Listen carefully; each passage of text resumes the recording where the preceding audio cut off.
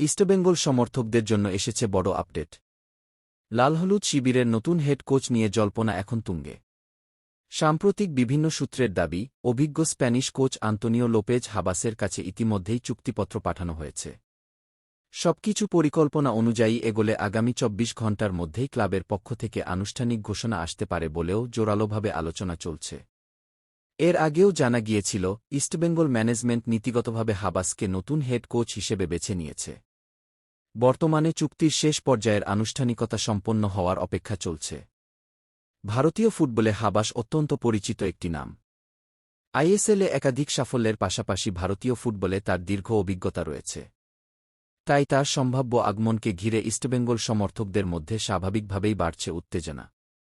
এখন দেখার বিষয়, আগামী ২৪ ঘণ্টার মধ্যে সত্যিই কি আন্তোনিও লোপেজ হাবাসকে ইস্টবেঙ্গলের নতুন হেড কোচ হিসেবে ঘোষণা করা হয়, নাকি শেষ মুহূর্তে আসে নতুন কোনো মোড়।